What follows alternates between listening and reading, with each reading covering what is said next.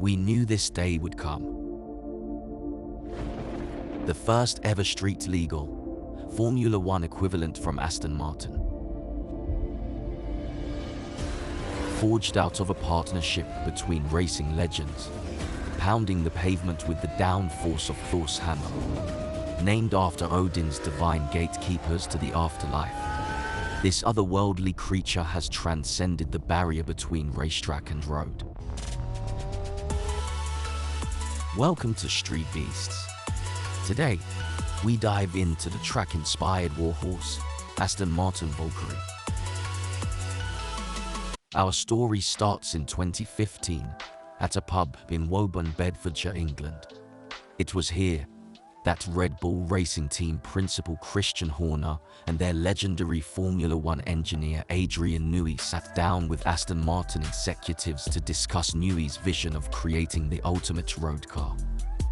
His nearly 4 decades of championship F1 car designs made him the perfect candidate to lead such an endeavor. After breakfast and a few rounds of lagers, the Nebula project was born. A bold new collaboration between Red Bull and Aston Martin. Newey would have final sign-off on everything, pulling out all of his best tricks to create an F1-inspired, street-legal behemoth. The initial plan was to limit production to 15 units. Today, after 7 years of development hurdles, the renamed VALKYRIE is sold out at over 270 units. So let's dive in.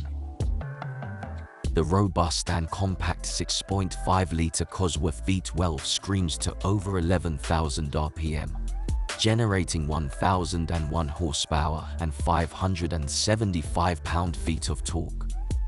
An electric motor adds another 141 horses and handles launch acceleration, gradually bleeding in the V12 at 10 miles per hour. Altogether, the car produces a total of 1,139 horsepower and 682 pound-feet of torque. All of that allows for a top speed of just over 220 miles per hour and 0 to 60 time of just 2.5 seconds.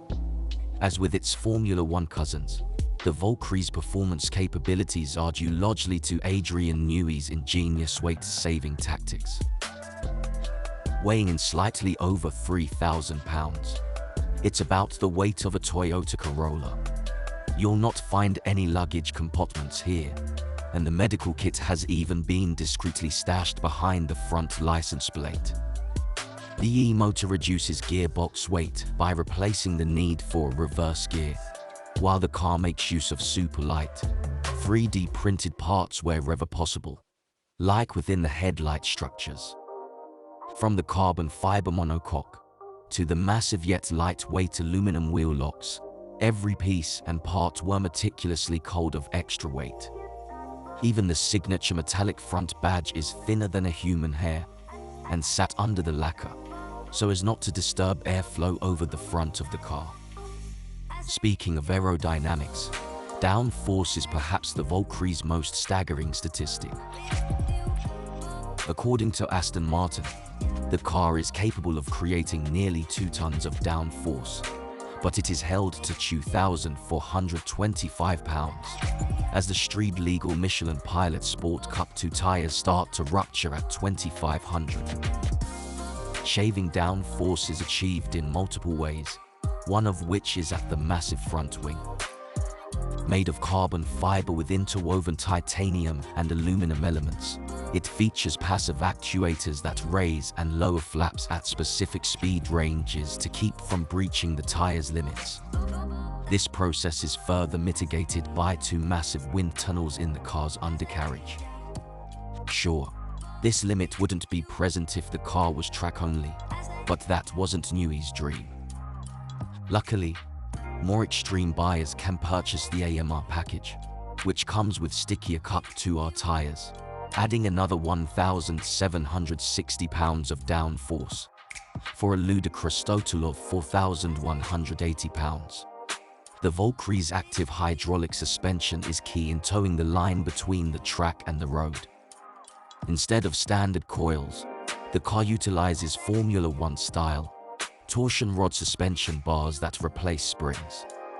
This allows it to switch between the massive tension required for high-speed track runs to the smooth and balanced action needed for a city drive. Drivers can also adjust vehicle clearance height on the fly. The entire hydraulic system utilizes the same pump used in Apache helicopters, as no pump strong enough exists in the automotive world. It's said that the view from inside the car is more racetrack than road. The immaculately curved windshield was inspired by fighter jets, like the F-15 Eagle. The single wiper has a torsion bar that adjusts the arm as it swings, allowing the blade to twist and roll, tightly hugging the dome-shaped glass. This innovative solution came from the same company that designs wipers for the NASA shuttle. The dashboard features 3 display screens, small ones on each side for the rear-view cameras and a slightly larger one offset to the right, Aston's first two-screen interface. The minimalist bucket seats deliver that genuine race car feel. The primary interface is the intuitively designed steering wheel. There are a series of buttons and rockers for traction control, driving mode, hydraulic lift, launch control, and even battery dump, which drains the battery to give a short-lived power boost. Clutch-free shifting using the paddles is guided by an LED indicator at the top of the wheel to allow drivers to perfectly time redline shifts at 11,000 RPM. So, how does the Valkyrie perform as a road car? The hand-built V12 is an engineering marvel, but also excruciatingly loud. So loud, in fact, the Valkyrie comes standard with a set of racing cans, noise-dampening headsets straight from pit alley. This is due to Newey's choice to scrap acoustic buffing in order to save weight, and also the position of the powertrain, ferociously cranking just beyond a thin firewall behind the driver's head.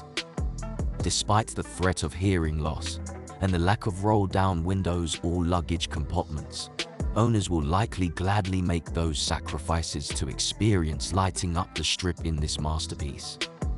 Air conditioning, highly advanced air filters that can withstand even the sands of Dubai, and powerful exhaust fans which expel built-up heat while idling in traffic all allow for the Valkyrie to function on the road. And it doesn't hurt that drivers can use standard high-octane fuel from their local gas station, as well as order their Pilot Sport Cup tires right from their local shop, rather than dealing with the custom-made bespoke tires, common among other supercars. So, what of Aston Martin's partnership with Red Bull? Clearly, the original Nebula moniker was dropped. More surprising, however, so was Red Bull. 2018 saw Aston Martin enter the world of F1 racing with their very own team, Aramco Cognizant, effectively making them direct rivals of Red Bull Racing and ending their collaboration. As such, when the previously joint Project Valhalla was announced, Aston Martin stated the car would be designed entirely in-house. Adrian Newey has announced that he and Red Bull are designing a car that will surpass even the Valkyrie AMR Pro, while Aston Martin plans to announce an all-new successor to the DB11 in the summer of 2023. Thanks for watching Street Beasts. Keep it locked here for the latest news, reviews, and updates across the supercar world.